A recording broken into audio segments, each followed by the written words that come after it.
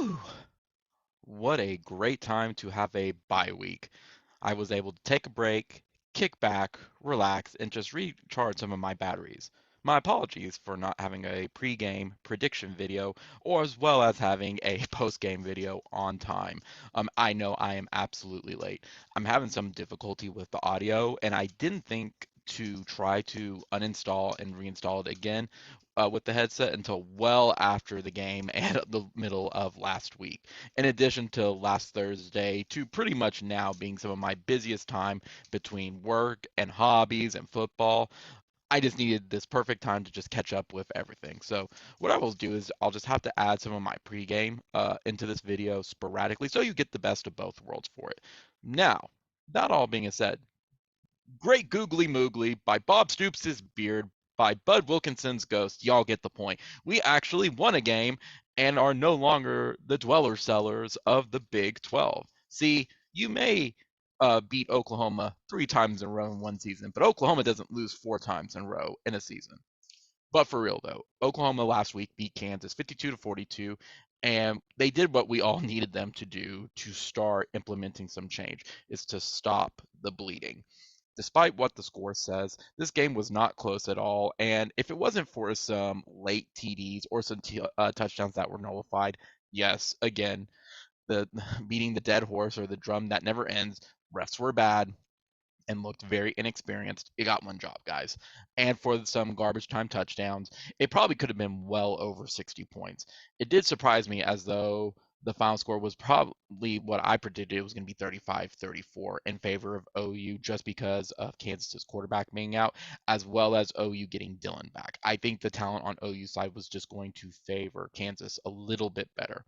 And OU, to their credit, definitely showed up to play, despite them wearing alternate uniforms that just happen to be the one color that has been a thorn in everyone's sides: black uniforms. Yes, I am an old, and since black is not part of our color wheel with crimson and cream, I really don't think that we should be wearing those. Again, I'm all for the crimson, cream, red, and white. I'm not really an alternate uniform fan. Now, that all said, the photo they used online was just very, very bad, and why my initial reactions to them were very negative, because they looked like some of the basketball uniforms with the sleeves.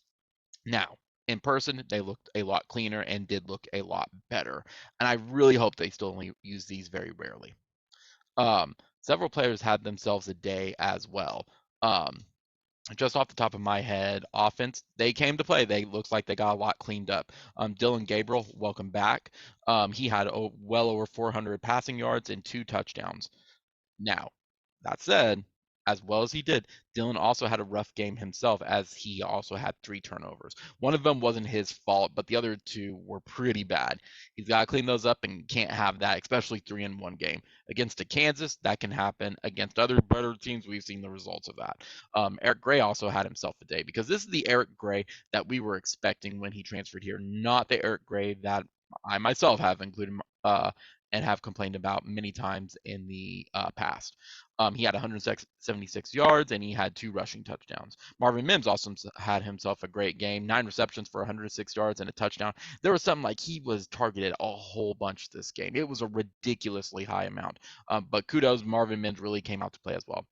And finally, I think we also know who the best player is with Braden Willis as well. Braden also was probably equivalent, if not better, than Marvin Mims, in my opinion, against Kansas. And hey, guess what? We also got Theo Weiss involved. But overall, in short, the offense could score at will, and they racked up well over 700 yards of total offense.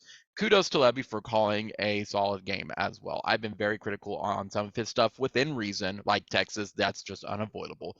But outside of some nitpicks, and the end of the second quarter, um, everything was clicking, and the offense could score at will. Defense also had themselves an okay game. We had not just 1 turnover, we had 2 turnovers. Again, the defense was okay. There were some struggles to get off the field, but overall the defense took care of business and gave the offense just enough time to breathe to be able to score.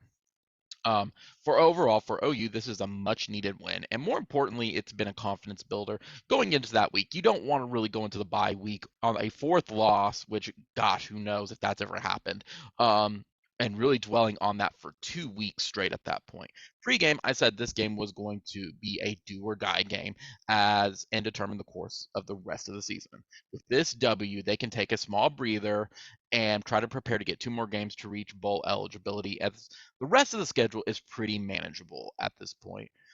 Which I'm pretty sure, me personally, I think they can beat West Virginia. Baylor is nowhere near the world beater they were or suspected to be earlier in the season, and I think they can go up to Ames and get a win as well. I'm not sure about Texas Tech just yet or Oklahoma State, but you have enough room to take a big breather for it and try to get 2 more games out of the 5 left. You're not desperate and living on the edge. I'm hoping they can embrace the namesake and steal one away from Oklahoma State as well, since it is in Norman. But you never know, especially as how Oklahoma State is playing right now, and knowing they also have do or die if they want to make it to the Big 12 championship. Now, not to mention that based on the 3 games that we lost, and I brought it up in live stream before, it just may be true that OU faced the buzzsaw really early on. What with TCU now being the favorite, Big 12 favorite going into the last half of the season, I think they're 6 and 7-0. They just beat up on Kansas State last night. Texas just catching us at the worst opportune moment with no offense at all that exists, and then K-State always playing us tough and being a thorn on our side as of late. Finally, kudos to the crowd for showing up. I mentioned last week about how I was worried about the Boo Birds showing up, in addition to the crowd just potentially staying home just because they're not used to this. They're not used to it being in the moment. They're used to reading about it. Luckily, that was not the case, as really outside of a fleeting moment prior to pregame, where there was a ton of empty spots and large gaps, the crowd really did fill in by that time. It began to get pretty sparse around halftime because, again, earlier in the year when it was just so hot, the humidity was out in full force and it was just out of this world. It was enough that even Venables, though, had a letter thanking the fans. One more note on the humidity. Even I can say it was hot because usually I'll wear a jersey with an undershirt on, and my shirt was soaked. It was just the first time in a long time where that humidity just was hanging in the air and made it hard to breathe. For Kansas concerning them, I think this was their rude awakening that at best they might only be a 5 and 7 or a 6 and 6 team, and that their schedule was really easy up front, as well as taking a huge step backwards by losing their quarterback. And I think I also read that they lost their best running back and defensive end. That's going to take them back several steps, and the aspirations they had several weeks ago are not the reality now. And you're just hoping to scrape one win away or scrape up one win to reach bowl eligibility, because that's still a success for Kansas at that point. But again, I'm glad we won despite Venables losing his first game first over Benedict Brisket. He was still the first one to win a ranked game before Benedict Brisket did. And at the end of the day, we can tell nature is healing because right after the game, I went to a convention for a day just to take away from it all, take a big breather during the bye week. And I wore my OU hat like I usually do. And funny enough, while I was waiting in line or walking around, I got 3 boomers in line. So we all know nature is healing. Nature is healing. Um, Again, last week, OU got a much needed bye week. They're able to recalibrate, reassess, and just take a big breather before they go back on the road again to face Iowa State for an 11 a.m. kickoff. Thank goodness it's an 11 a.m. kickoff, as initially this was going to be a Thursday night game, and we all know weird things happen in Ames at night.